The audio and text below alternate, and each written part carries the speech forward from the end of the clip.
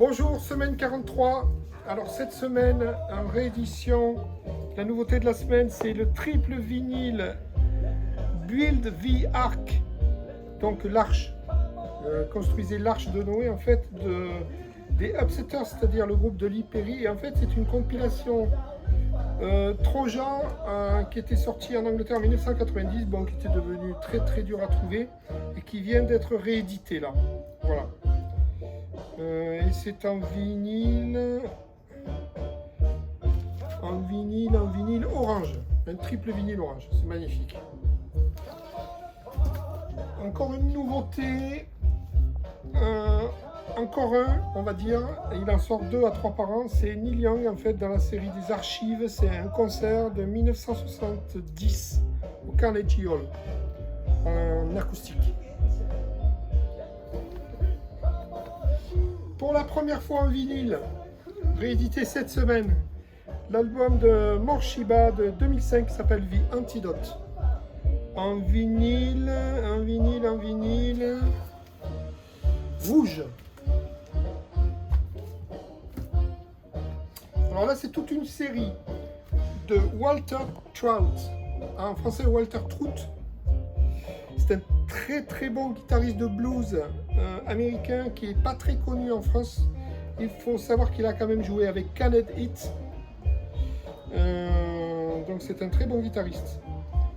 Et il a aussi joué avec John Mayall. Et en fait là c'est une série qui réédite pour le 25e anniversaire de chaque album, qui réédite pour la première fois en vinyle. Donc l'album de 1992 qui s'appelle Transition. L'album de 2005 qui s'appelle Deep Trout. L'album de 1995 qui s'appelle Breaking the Rules. Ouais, c'est le style, c'est un peu du Stevie Ray Vaughan. Hein.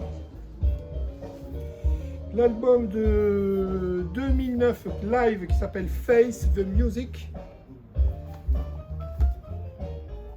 Et l'album de 1997 qui s'appelle Positively Beale Street. Il faut savoir que Beale Street, c'est la rue principale de Memphis, Tennessee, dans laquelle il y avait tous les clubs de jazz, de blues, de rhythm and blues. Voilà. Ensuite, on continue avec le sud des États-Unis. Ce groupe s'appelle The Magpie Salute. En fait, c'est 3 anciens membres des Black Crowes qui ont créé ce groupe. Alors, j'ai pas écouté, mais je suppose que c'est excellent. Et ça, c'est l'album de 2019.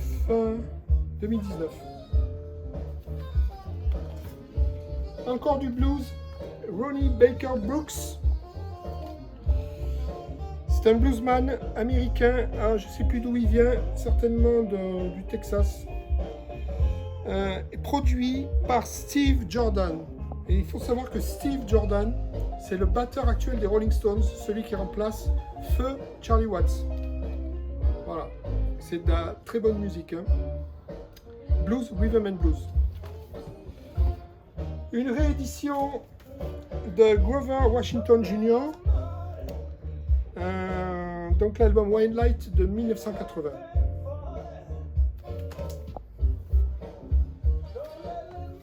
Paul Gilbert, c'est un guitariste, guitar-héros de heavy metal.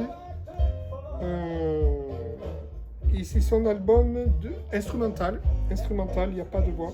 Et c'est son album de 2019. C'est un très bon guitariste. On ne présente plus Fleetwood Mac Rumors. Bon, c'est un retour en stock. J'en avais plus. Le fameux album de 1977.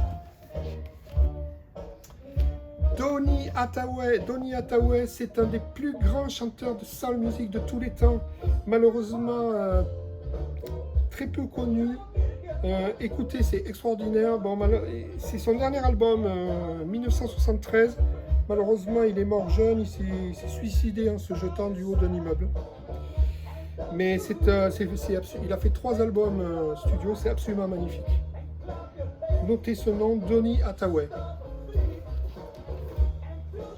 Alors, des petits retours en stock de King Crimson, l'album de 1973, Tongues in Aspic. L'album de 1974, toujours de King Crimson, qui s'appelle Red. Un double vinyle best-of des Rita Mitsuko, ça mange pas de pain. Il faut toujours en avoir un. Quelques petites occasions, alors un double live de Blue Oyster Cult, un groupe de hard rock de New York, un double live de 1981, le son est très bon. Du blues, Little Brother Montgomery, alors c'est un pianiste, chanteur de blues, qui est né en Louisiane à la frontière du Mississippi, c'est excellent. On parle là des années 20 et 30. Hein.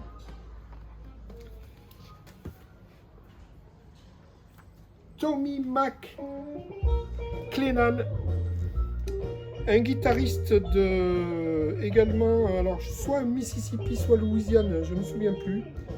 Mais là, c'est 1939-1941. C'est ce qu'on appelle du Delta Blues.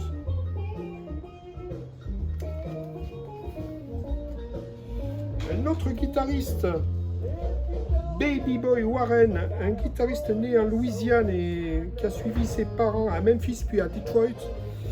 Et bah, c'est du blues des années 40-50.